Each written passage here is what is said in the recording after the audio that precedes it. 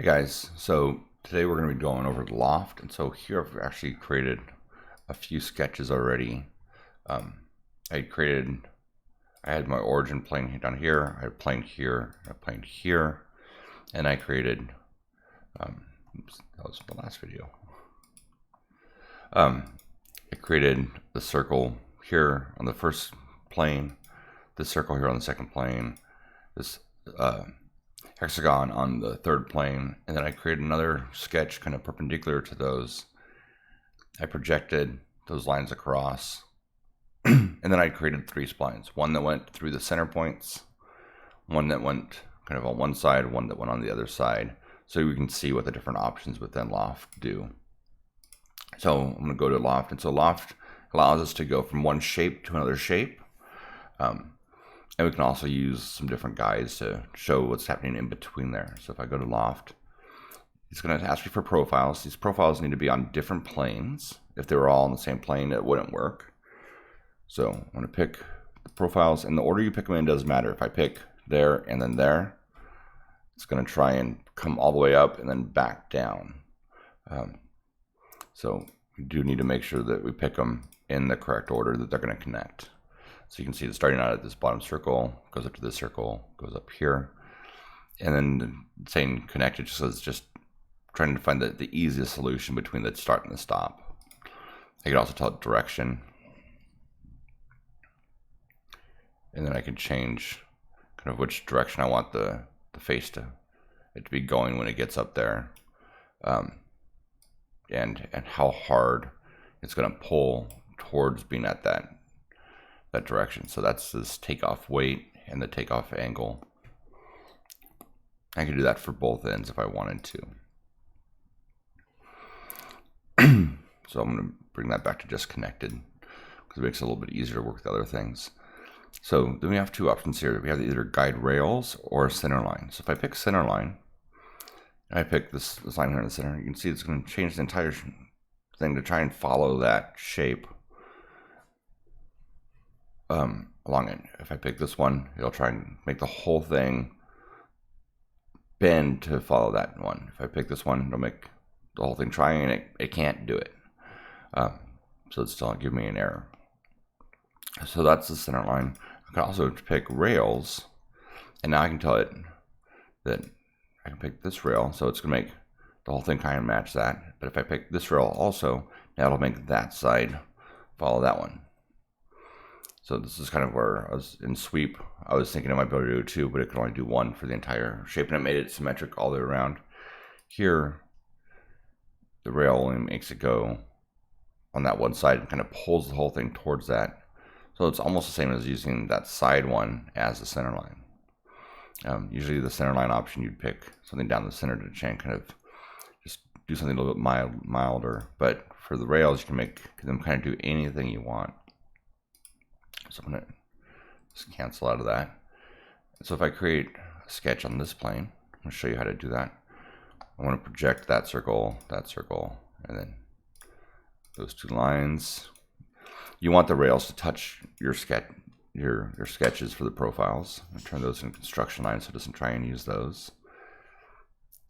And I want to do another spline.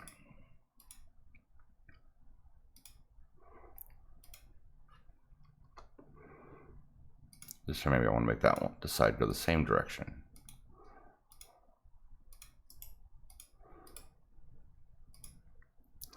All right, so now when I go and do my Loft,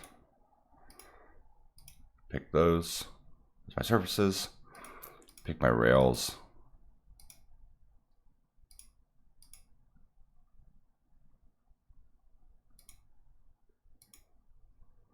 and you can see it's going that way, and then that's going that way. And so we kind of have a lot of control here on how it's doing that. Okay. So you can kind of make really complex shapes by using this Loft command. All right, I'm going to get rid of those last two. I'm going to show you some other things we can do. So also, if we had started with something that was already extruded down, so yeah, I'm just going to extrude this down a little bit.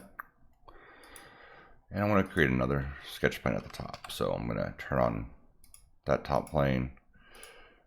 I'm going to bring that one up a little bit more. And I'm going to draw another hexagon up there.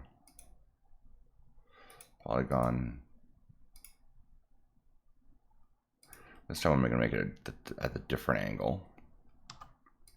And I'll make that one there. All right.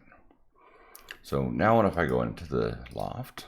I can pick here, pick that sketch, pick that sketch. You can see it's automatically in this to try and connect those 2 points to each other. Down here also, I also have an option for tangent. So it'll make a tangent to the surface that was already there. So if I start on the face of an object as my first thing for the sketch, or the last thing, it'll try and make a tangent. And then it's going to try and make the points connect. I could change these though. So I could grab this point, I could drag it over a little bit, and I can move that one to there, and that one to there, and that one to there, that one to there, that one to there, and then this one to there. There you go. So I just kind of increased it, the twist of this. So it went, instead of just going to the nearest one, I went one over. And so you can get in and change how those points are mapping between the different sketches. And that'll be able to adjust how it's going to look.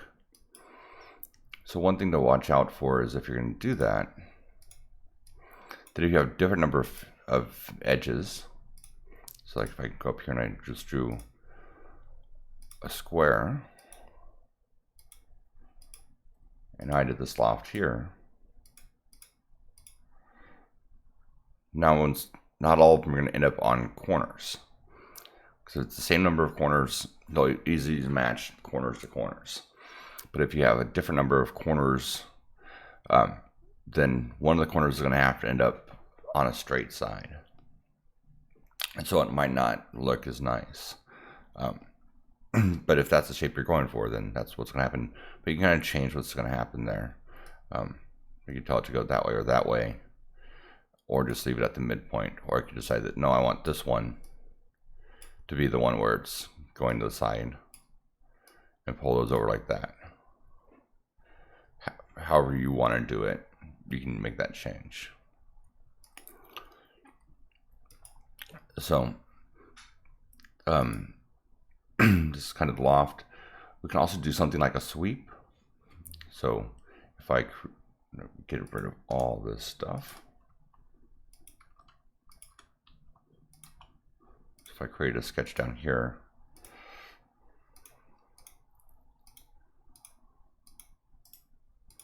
create some kind of profile, and then I use the plane along a path,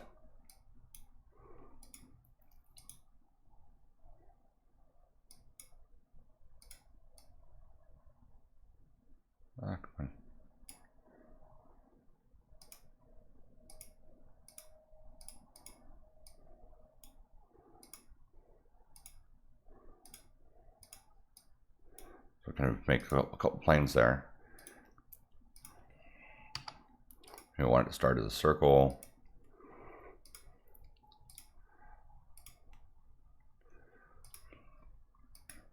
You stay a circle, but a little different size.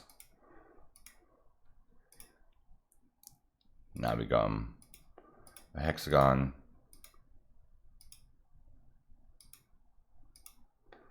And then back to a circle.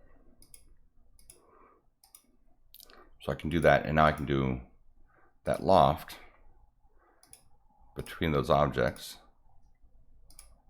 And this is where that center line comes in handy. So now I can use that as kind of the path of the sweep. And so now it's not just sweeping a single profile along the path, it's changing shape as it goes.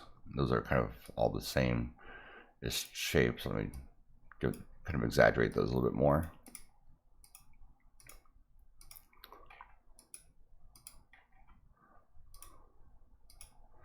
There you go. So now you can see that it's changing the shape a lot as it goes along the path. And so it kind of gives a lot more options than just the simple sweep command. So hope this kind of helps, and try this out with the different things you're doing on your project and your portfolios and your drawings. Loft isn't one we use all the time, but depending on what you're doing, sometimes it's the only way to do things. So give it a try, kind of get familiar with it, and have fun. All right, bye.